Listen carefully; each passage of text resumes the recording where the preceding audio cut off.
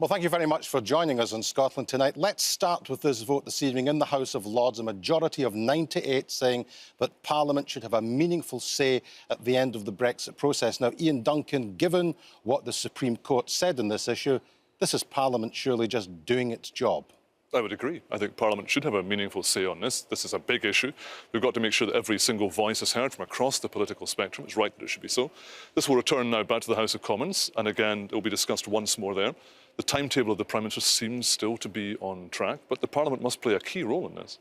Do you have any suspicions, David Coburn, that a meaningful say is effectively a trigger for members of the House of Commons where we know there is a comfortable majority in favour of Remain to attempt to derail a vote of the British people? Yes, and I think it's disgraceful that a bunch of people chosen from the ranks of the unemployed to sit in the House of Lords should be trying to overthrow the opinion of the British people, which has been quite clearly given, and we should just move ahead.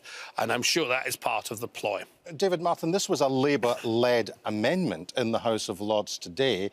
Why are Labour members of the House of Lords rather more robust on the issue of asserting the sovereignty of Parliament than some Labour members of the House of Commons? Good question. I'd like to know the answer to that myself, because I believe the Labour MPs have shown a distinct lack of courage in the face of the referendum result, and they should be out there campaigning to get the best possible deal for the United Kingdom as we leave the European Union. I think it's a shame that they've taken the House of Lords to do this, but I welcome the House of Lords vote, and I hope they will show courage in other areas as well.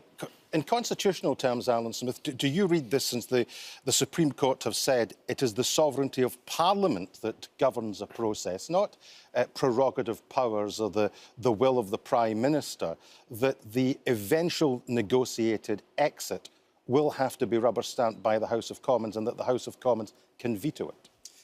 There's a lot of water to flow under this bridge yet, and I think any degree of scrutiny from anywhere of this process has to be welcomed. I mean, let's remember that the starting position of the UK government on this was to not involve the UK Parliament at all, or indeed anybody else's, including ours in Scotland. So the European Parliament is going to have a meaningful say over whatever Brexit is. Brexit will need to be signed off by this place. So it's logical that there should be a parliamentary vote in Westminster at the start of the process. Surely we should have a vote by the end of the process once we know what it actually is. Because this vote was presented within the EU referendum campaign as a consequence-free vote. It was everything you like you'll be able to keep, everything you don't like you'll be able to get rid of. Let's see what the consequences actually are. This process hasn't even started yet. Of course, in terms of the UK position, the Joint Ministerial Committee are meeting, depending on who you listen to. Is it a genuine consultation or not? From what the First Minister seems to be saying, Ian Duncan, this is just a conversation of the deaf. Well, I suppose she would say that, wouldn't she? That's almost in her mantra. No, as far as I'm concerned, no, I'm very clear right now that we're going through a process which is complicated and difficult, and the elements which are being put forward are being considered seriously, and they need to be. But the problem we will face is there'll be a number of different asks from different parts of the EU, and we've got to get this right. Each needs to be heard and listened to and counterbalance one against the other. We still need to be united. So the key thing right now is there'll be one negotiation that will take place. The UK will be negotiating with the EU. We need to be united. We are, after all, better together in that negotiation. It is entirely open to the UK government to take into account the interests of Scotland, the interests of Northern Ireland, the interests of Gibraltar, London, Wales as well. And we've engaged in good faith in that process. And the door is still open to them to actually pay it meaningful consultation, meaningful actually incorporation of the Scottish position within whatever Article 50 is in the UK's notification of it, or not. And the people of Scotland are paying close attention to that. We were told we're a partnership of equals, a family of nations, all of that stuff. We voted very clearly to remain within the European family of nations. The Scottish Government has put forward really hard worked out, meaningful proposals to keep us in the single market, which are achievable with political goodwill. I think there's still a space to actually find solutions on this, but it depends on the goodwill of the UK government. I want to come on to that quite specifically in a moment, but David Martin, you're advising the First Minister. You're part of a committee of advisers to the First Minister. From where you sit, do you think that the UK government are seriously scrutinising, considering the paper which has been tabled by the Scottish government, or is Mrs May simply just stringing the First Minister along, knowing that she's, in a sense, got to engage with the process? I think they are doing all the right formal things, but I think if you're asking if it's a serious dialogue, if we are seriously influencing the Westminster position, I don't think so.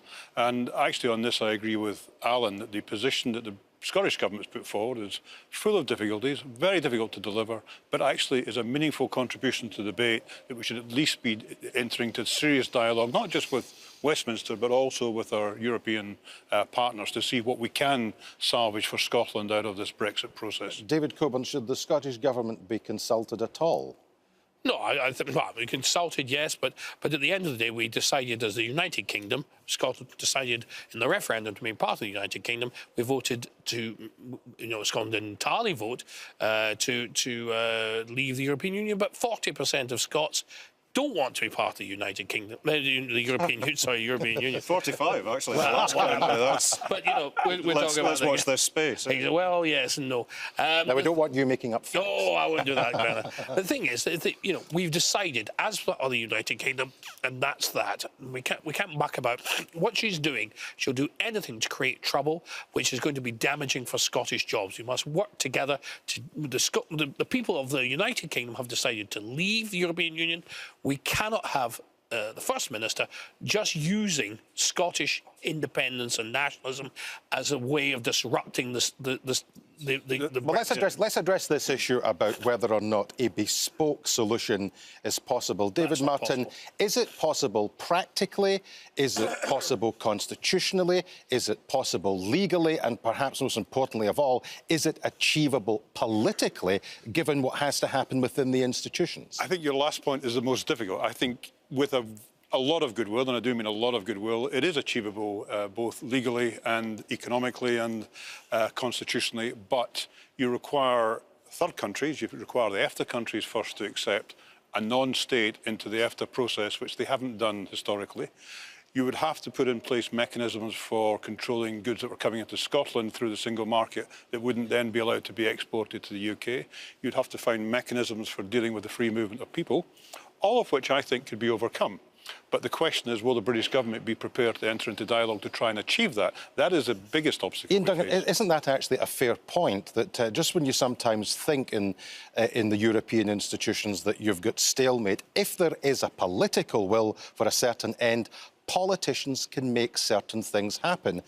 Perhaps the issue here is that the Prime Minister and the Scottish Secretary have made it absolutely clear there can be no bespoke solution for Scotland.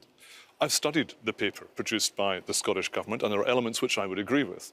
But when it comes to comparing ourselves to the Faroe Isles and the idea that a part of a nation can join in EFTA, that's without precedent, and bearing in mind the Faroes have been trying for nearly a decade, as well as that their sponsoring nation in this would be Denmark, which is already in the single market.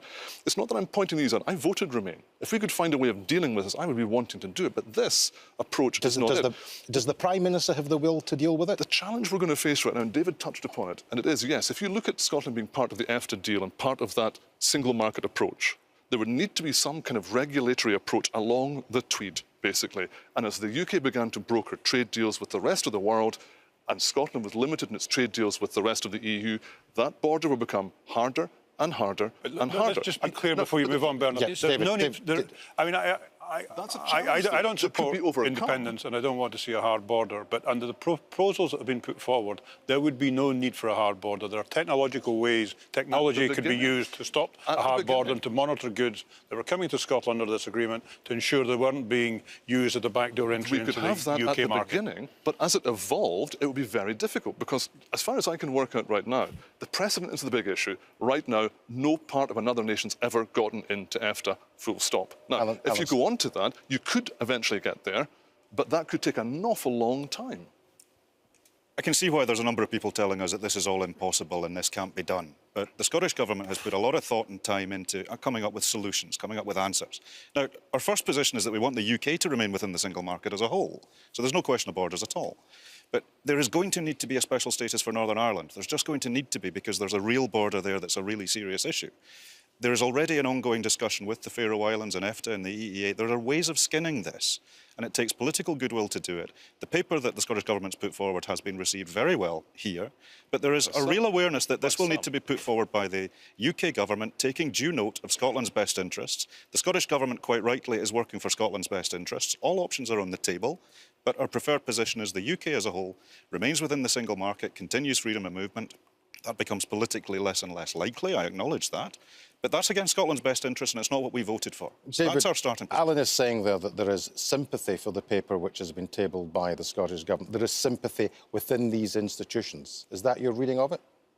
Well, they'll do anything to cause disruption. But quite frankly, Scotland needs jobs. That's what we need.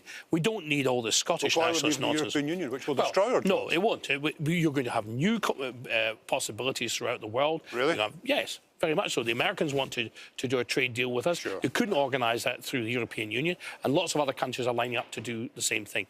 We cannot have an international border 50 miles from Edinburgh. It would be disastrous Scottish business. It would be the best deal ever for Newcastle. Newcastle will become New Edinburgh. It would be the end of Scotland economically. It is insanity. Brexit's going to be the end of Scotland economically. No, it's not. This is going to be the best thing that ever happened to Scotland.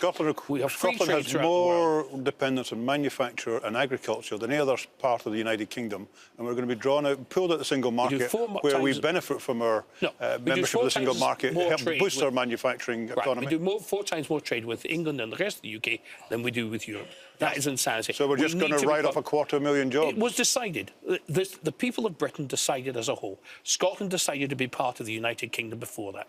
So we But we decided in 1972-73 to remain in the European Union. Are we going to let some lords to join the European 75 to join the European Union? Why? I didn't vote for it. I was running around with Teddy Taylor trying to stop it. Yeah. And I was only a kid. I wasn't long enough to vote. But if you accept that 75 wasn't forever, why is 2016 forever? We were told that it was not a nation state. Forever, I suppose. That is what we've got: a flag, we've got an anthem, we've got all the nonsense that goes with it. We did not vote for that. We voted for a trade agreement. And quite frankly, we need to stay in the United Kingdom that's been successful for Great Britain for the best part of 100 years. Let's stick with it. On that point, and on that point of David Coburn running around in short trousers with Teddy Taylor, we're going to have to leave it there. Thank you very much indeed for joining us in Scotland tonight.